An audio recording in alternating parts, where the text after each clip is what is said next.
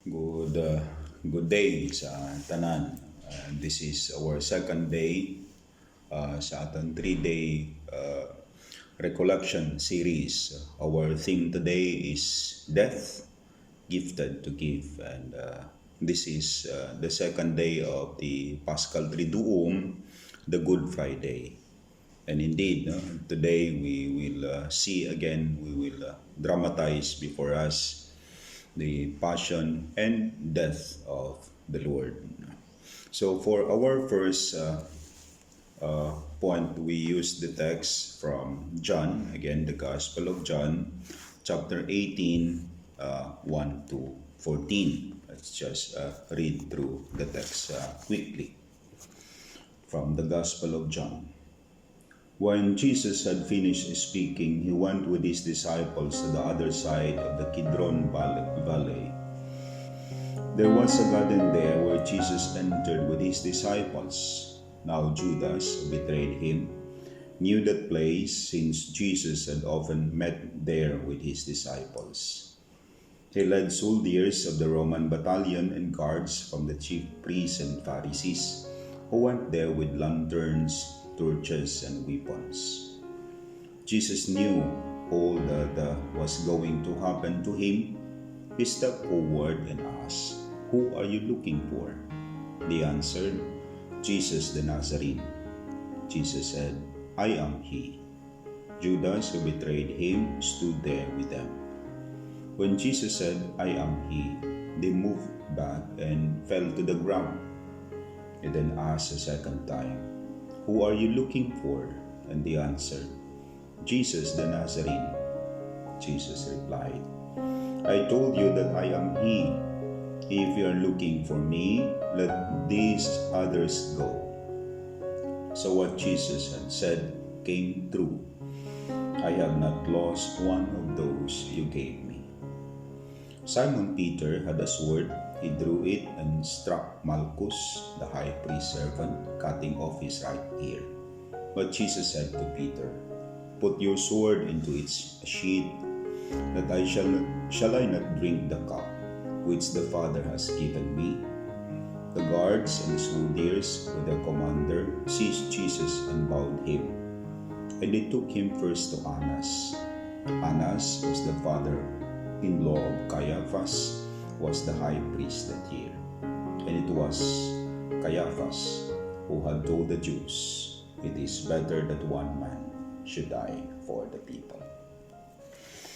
Here we have the account of the arrest of Jesus. If you notice, this text can be found in all four Gospels. That means it is well attested. All the evangelists know of this event, of the arrest and the ultimate betrayal of Judas. Remember again, yesterday we talked about Paschal, the passion, the suffering of Jesus. And remember, through passion, real, meaningful suffering naturally leads to death. I mean that literally and metaphorically. It leads to death. It could lead to physical death. Or when I say metaphorically, it leads to giving of self. That's passion that is meaningful. It moves one. It should form one to give himself totally to others. And this is what we will see today, this Good Friday, as we, maybe some of you, following the celebration through internet, live streaming. But despite that, try your best to have this sense. Let your day be reflective. Spend this day maybe more silently. Tanggal mo na yung mga ibang ano dyan na hindi naman makatulong sa pagninilay, and spend this time as to go with Jesus, journey with Jesus as He today, as we start being arrested, led to before the officers, the powers who would judge and eventually convict him and would lead eventually to his crucifixion and death. And this is our first text because I want to emphasize that death does not happen overnight, or Christian death or a self-giving does not just happen instantly in a moment, one time. It leads to a series of self-giving or betrayals, sufferings along the way. And this is the first instance if we take a closer look at the death of Jesus. Arrest, betrayal, eventually leads to his death. You notice when you are praying the rosary, especially the the agony, the mysteries of the suffering of Jesus. It begins with the agony in the garden, and this is the part, the context of our gospel. Jesus there in the garden praying. Now the disciples, or rather Judas and his cohorts, arrive and arrested Jesus. What do we have in this? I want to emphasize in this text the main characters are not the cohorts, the arresting team, but rather the disciples and Jesus himself, especially Judas and Jesus. The other, there is Peter striking the right ear of the servant. That's the added story, maybe a little additional to the dramatization of the arrest of Jesus. But at the center is Judas and Jesus again. What do we have in that moment when Judas handed over Jesus to the arresting officers? You see, this what is being compromised, what is being at the center of this event is the relationship. John has that ability in trying to expose the deeper underpinnings, undergoings of the text of what's going on. The arrest is simply like a formality. Jesus being led to his death is simply like a formality of what happened already, of his friends, of his disciples, of this particular disciple betraying him, handing him over. This is the beginning of death. Death begins when we abandon our friends. Death begins when we forget our original duty, our call, our vocation. Death begins when a father forgets he is a father. When parents forget they are parents. That they forget that their initial and primary relationship is to their children. Death begins there. When children forget that they have parents. When our government leaders forget that they are supposed to serve the people, death begins. When our military police officers forget that they have to protect and serve the people, death begins. And you can take that in whatever form of relationship. That's a kind of betrayal. That's a kind of death-dealing relationship. When we forget our true vocation, when priests, when religious brothers and sisters, when teachers cease to live their vocation, death begins. Among teachers, when you do not prepare well your lesson, death begins. Our students are not learning as they should. When we are not living our life as we should, we are giving death examples. This is what we have here first. In the moment when Judas met Jesus, Jesus is seeing the face of death. The tragedy, it's the face of his disciple. That's the tragedy. It's the face of his friend.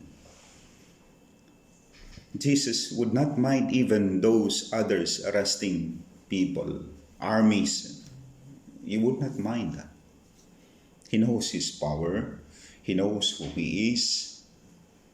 But he minds this one, this friend, this person whom he walked with, journeyed with, lived with, formed, taught,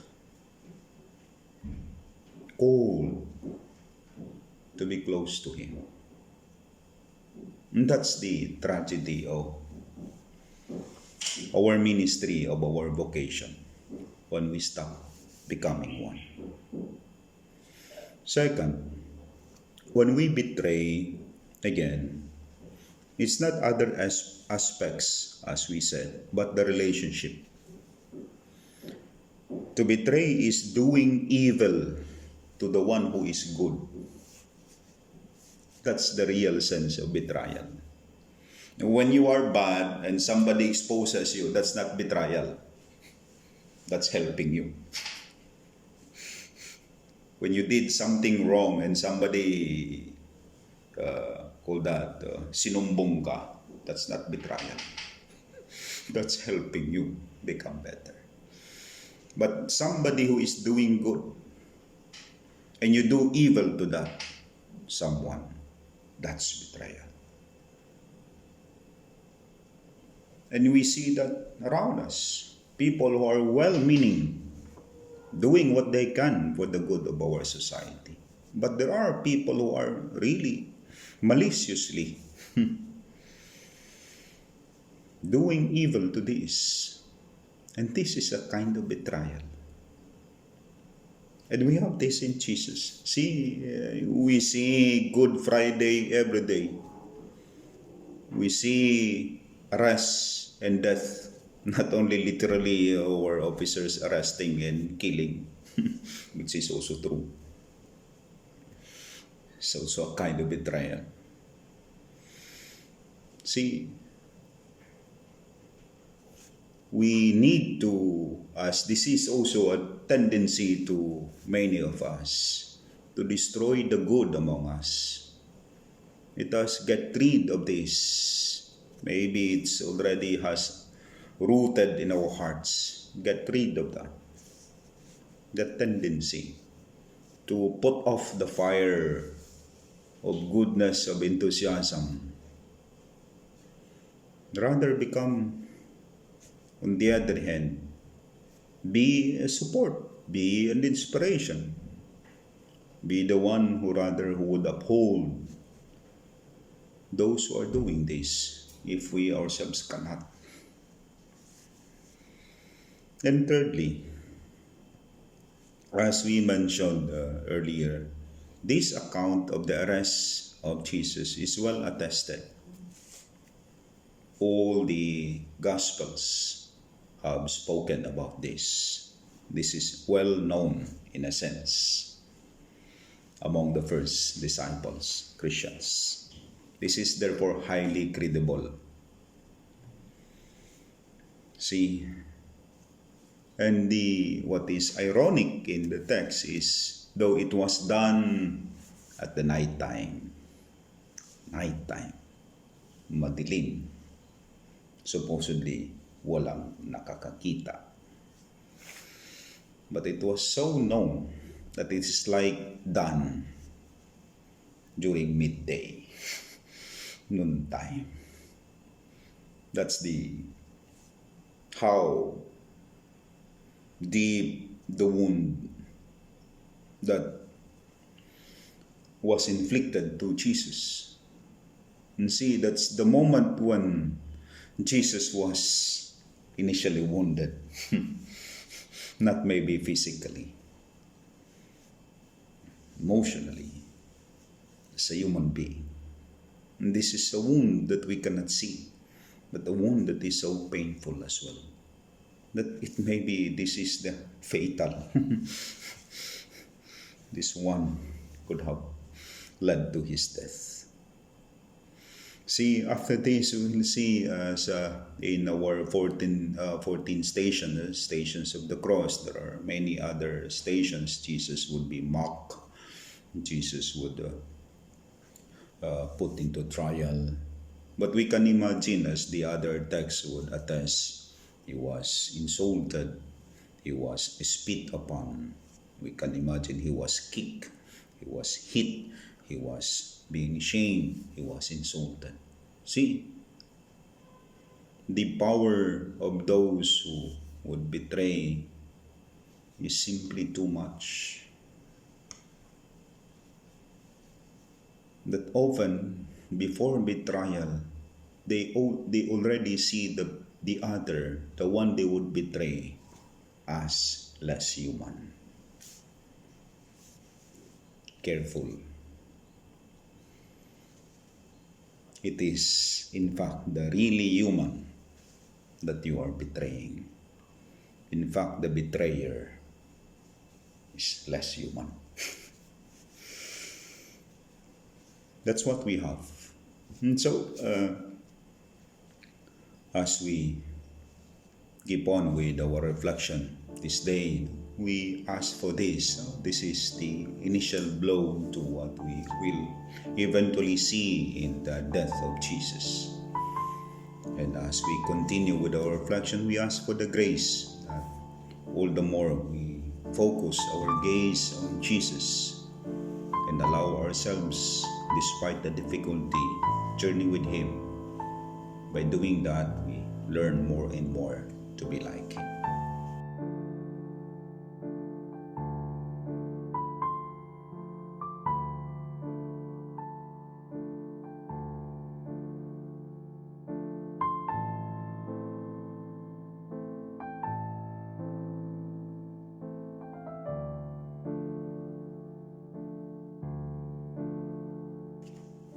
We continue our reflection today, and we take the text, this time the text of the crucifixion of Jesus.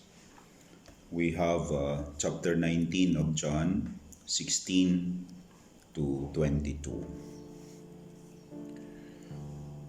Then they took charge of him. We begin with verse 16 itself. Then Pilate handed Jesus over to them to be crucified. They took charge of him. Bearing his own cross, Jesus went out of the city to what is called the place of the skull, in Hebrew, Golgotha. There he was crucified, and with him 2 others, one on either side, and Jesus was in the middle. Pilate had a notice written and fastened on the cross that read, Jesus the Nazarene, King of the Jews.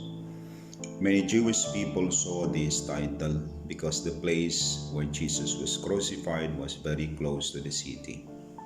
It was, moreover, written in Hebrew, Latin, and Greek. A chief priest said to Pilate, "Do not write the King of the Jews, but this man claimed to be King of the Jews." Pilate answered them, "What I have written, I have written." That's what we have. Now, of course, the crucifixion continues. The Jesus, having been crucified, is there hanging on the cross. Now, these narratives along the way is going on. But remember, before this, a few verses before the text we read, how this eventual crucifixion of Jesus happened. Pilate, yes, the governor at that time, puppet governor of Palestine, was forced to hand over the conviction. The government, the power themselves, though lesser in comparison to Jesus. But the real power behind this is not Pilate, not the government, but the people. It is the people, as we read the text before this, would keep on forcing, inciting, and insisting that he must be crucified. Pilate was forced to deliver this conviction. This word of delivering or handing over Jesus to death is also the same word that is used when Judas betrayed him. The same Greek word that is being used, paradidomi, to hand over, to give over, also to betray. Later on, that same word is being used when Jesus gave up his spirit, handed over his spirit, paradidomi. See, in many senses, same word. Betrayed, handed over, he died. All connected. The same word. But what we have here, Father, it's the people who incited the death of Jesus. See, when we say people here, we can interpret this as the majority. But not only the majority, the ones who shouted the loudest. You can also imagine among the crowd, there are disciples or sympathizers or those who would somehow have heard about Jesus and his teachings and would believe that maybe though he is human, he is a good person, that he does not deserve as brutal as punishment as crucifixion. And we can therefore assume there are those who would dissent to the conviction, or at least what the majority is clamoring to crucify him. So that's why there are other voices among the crowds, dissenters, opposers, or simply there are many who are silent. No reaction, no comment. And often these no comments are in fact the majority. But because they are silent, they have no power. But in fact, their silence is powerful.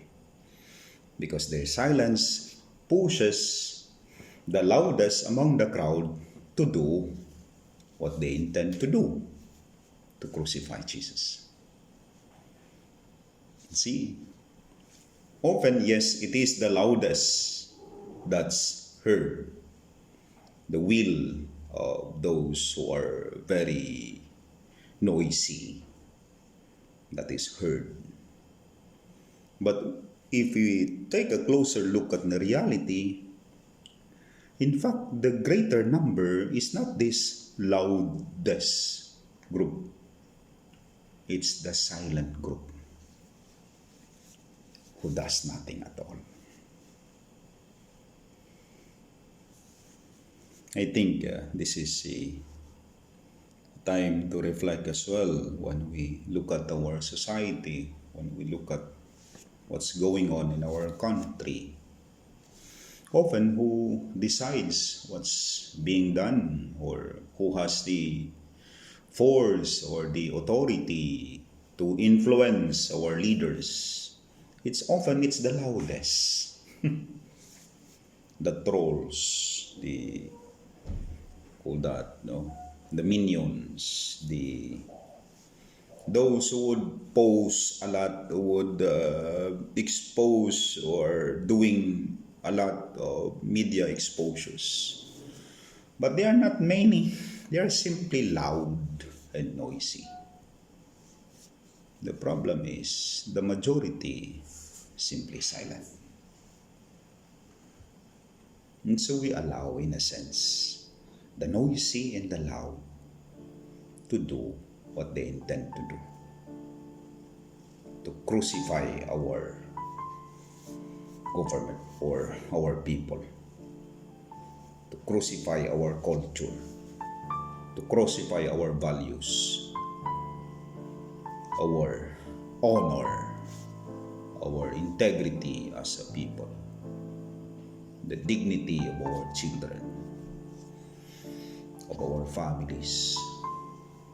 Of who we are as a people, simply because we are silent.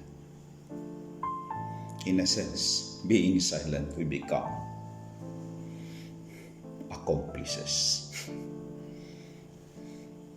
By our silence, we implicitly endorse the voice of the noisy, of the loud.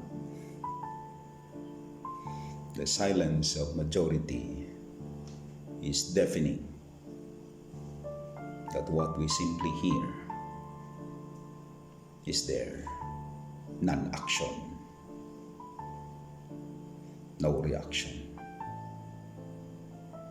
We mistake, therefore, the most loud, the loudest, the most noisy to be the truth, to be what should be done, to be the solution to the problem. And lo and behold, we all suffer because of our silence. We all suffer. And we see our culture being degraded. We see our values being set aside. We see our generation, our young people, misguided. Our leaders plundering. We crucify our humanity. We crucify the dignity of the people, especially the poor, the vulnerable. Maybe at this time, as we contemplate on this crucifixion of Jesus, let the silence of the cross remind us that man who is silent, there hanging. His silence is very, very much effective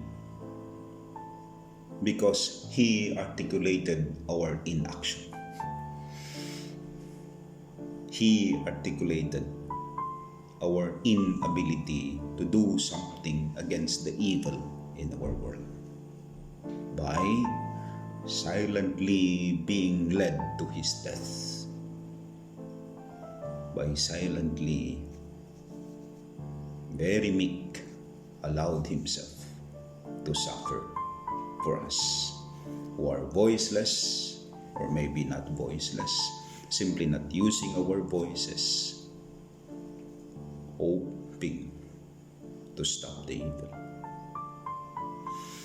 That's why our action would lead to utter suffering of those who are doing good, of those who mean well in serving all.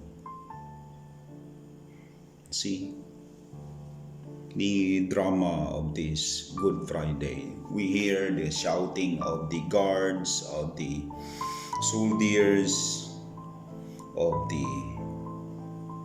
those Pharisees, the scribes, and the elders. These are now the voices that we hear.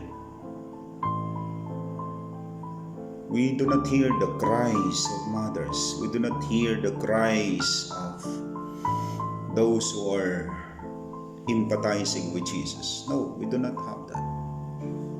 Because the disciples also have run away. They were scattered. They are not around. What's before us are soldiers, centurion, Roman army.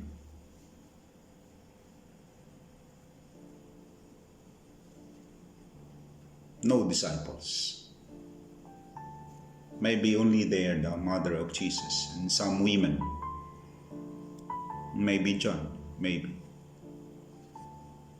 And they're wailing and they're crying, they're complaining and they're protesting, simply drowned with the shouting, with the bloodthirsty shouting of the soldiers, of the mockers, of the onlookers. Many are onlookers, that is, simply they enjoy even the sin. They were even entertained by what's going on. See, we are even entertained by the evil that is being done to those who are good.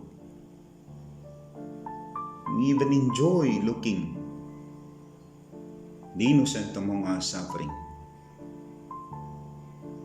We take this as a form of entertainment, and that's so tragic. We have become so evil that we enjoy the actions of evil.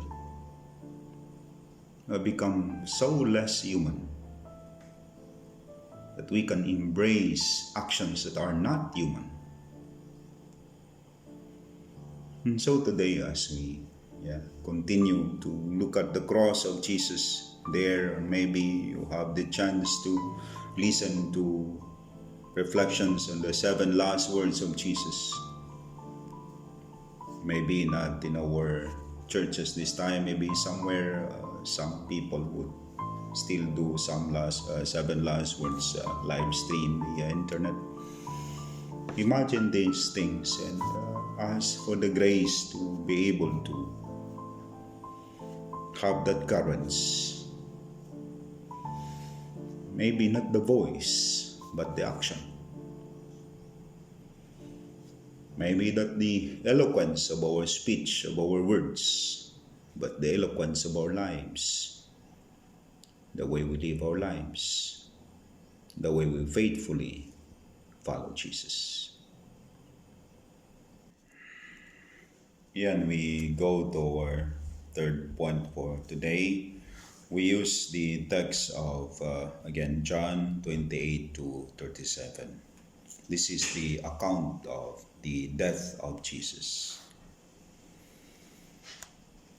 With that, Jesus knew all was now finished, and he said, I am thirsty, to fulfill what was written in Scripture.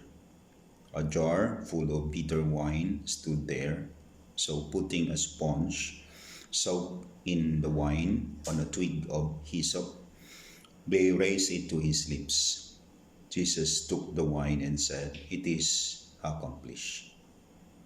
Then he bowed his head and gave up the spirit. Can continue on with the reading. We simply use 3 verses until verse 30 of the text, when Jesus finally gave up his spirit. He mentioned about that giving up, of betraying, of handing over, as using the same word. But first, let's use the word that refers itself to the death of Jesus, which you continue on in this text that we read. We do not have that word of death. We simply have, he bowed his head and gave up his spirit. Somewhere in, if you continue on, you would see that those who would examine the body of Jesus, they would realize he is already dead. Witnesses knows, etc. When they see already, somewhere in verse 33, when they came to Jesus, the soldiers, they saw that he was already dead. So they did not break his bones. The word being used here is the word that's coming from a noun, thanatos. No? Thanatos is for death. No? That's the Greek word for death, thanatos. The verb form, at least how it is derived from that word, is tnesko, theta, tnesko. But this word is used only in the perfect, that is in the past tense, very, very past tense of the Greek system of verbs. That is, it refers to death, of course, that already happened, which you cannot, of course, refer to the person as you are about to, no, you are dead tomorrow. No, no. Death is the fact that it already happened, and that word captures that. But to reflect further on the life of Jesus, that word reminds us death has already started, has already happened, even the day of incarnation. That is the giving of self. This is simply like a formalization. This is like a formality. The final act of dying. Now, physical. Here on this part of the Gospel of John. But the giving of self has already begun years back. That giving has already happened when Jesus, the Son, the Word, was incarnated. The Father, when he sent the Son, as if he sent the Son in a certain death. It's a mission impossible. It's a suicide mission. And Jesus knows that. The Father knows that. It's a mission that would bring certain death to the Son, to Jesus. But that certain death does not refer only to this physical dying, but this is an act as if that is part of the nature of God Himself. That's why Jesus would remind His disciples again and again that you may know who I am. And who am I? I am the one sent by the Father. See, he would always repeat that. Sent by the Father. With that clear intention to give myself to the world. The Father knows. God knows. In a sense, it's not only God knows, it's the nature, it's the attitude, it's the characteristic of God to give Himself. To be selfless, that's godly. To forget oneself, that's holiness. See, we do not only therefore see the dead body of Jesus. We see God in its total act of self-giving.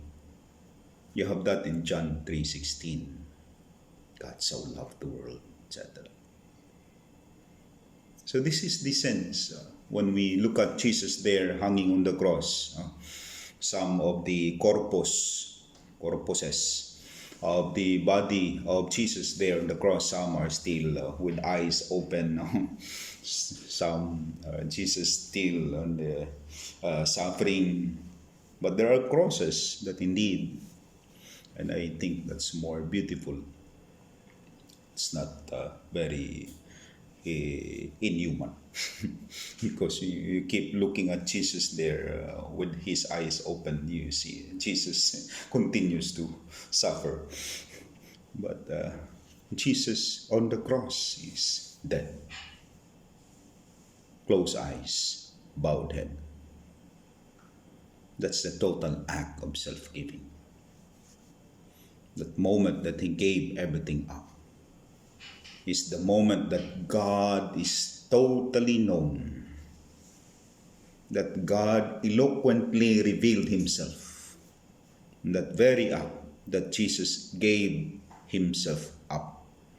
That simple verse, that last phrase or sentence in verse 30, Jesus took the wine and said, "It is accomplished." Then the narrator added, then he bowed his head, gave up his spirit. That captured the very attitude, the very characteristic of God.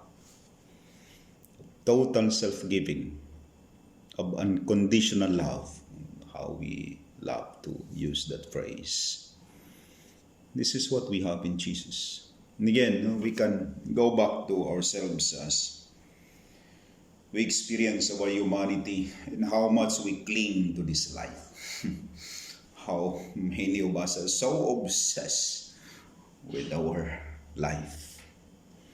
So obsessed that we even add so many defenses to make sure we do not die,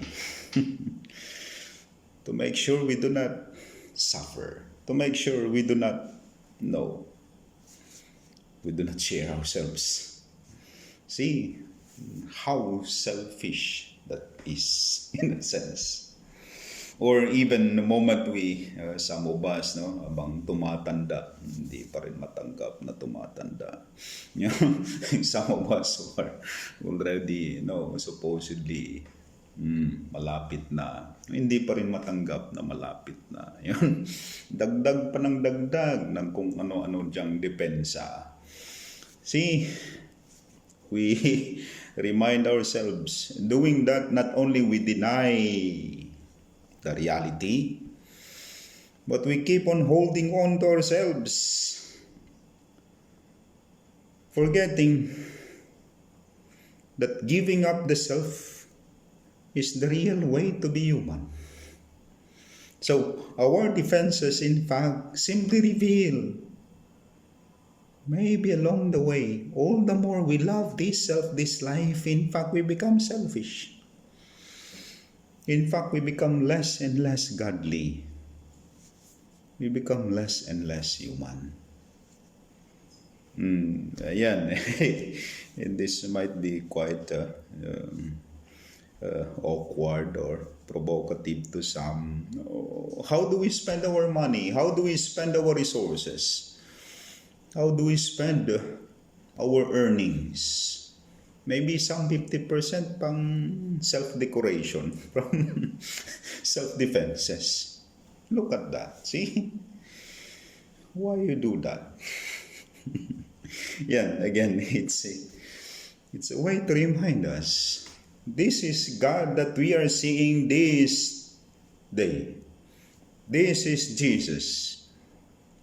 And He does not mind. Not only He does not mind, we can see that this is His nature. This is what God wants. To give His life, Himself to us. Embracing that one that we fear, death. Conquering that in the process. The Holy Father added the title of Mary as mother of the church, Mater Ecclesiae. Mary, Mother of the Church. We as disciples are community, the church. We have Mary, and this, our university is under the banner of Mary. We are Maris. This is a community of Mary. And we are supposed to take charge of the church because we are Mary. We are to make sure that the church is, the disciples are doing their mission. That is, this university is supposed to teach not only the administrators, the faculty, the staff, the students to become selfless. Not that they become, suicidal. Not that they would love death, but that they would learn this attitude, this characteristic, to be not only other-centered, to think of others, but this become the second nature to them, to give themselves, to offer themselves, to be selfless, to serve the need of others. And finally, you see, this death of Jesus is the final act of God, perfect act of God, of loving until the end. A love that has no limit, a love that is not conditioned by any form of suffering, but a love that continues until the last breath. To those among you who are married, you promise when you were married to love till death. See? What did you promise? You promise to love until the end. An unconditional love. A love that is divine. A love that is like that of Jesus. You know so well along the way you will have crucifixions. You will have betrayals. You will have arrests. But that's it. That's to love truly and love to the end. That kind of love that makes one holy. That kind of love that shares the divine love. This is the total act of humility of Jesus to his disciples until the end. That's why as we recall our theme, death gifted to give. This is to give, but this time, what do we give? Because this is death. But above all, do not only think that you can give only when you are active or when you are moving. But maybe the real giving is when you are not anymore capable of giving. When you are not anymore active, yet you continue loving. You continue forgiving. That's maybe more effective, more fruitful. So maybe to those who are retiring, do not be afraid. You'll be more effective, more fruitful. Maybe all the more this time that you are less active. Because all the more this time will be joined closer to that of Jesus. Yeah. So we ask then for this, that our life, as we continue our reflection to these 500 years, to ask that the best way to serve others, as John would remind us in his gospel, there is no way to do that for a friend, but to give up his life for his friends. You can visit the chapter 15 of John, especially verses 12 to 13. And so with this, we wrap up our reflection this day. We ask the Lord that as we continue our celebration, all the more we become like Jesus. Do not be afraid of anything that may oppose or confront us. It is the power of God, after all, that makes everything new, that will make something before our eyes may be impossible possible. We ask for the grace of God. Happy Good Friday, everyone.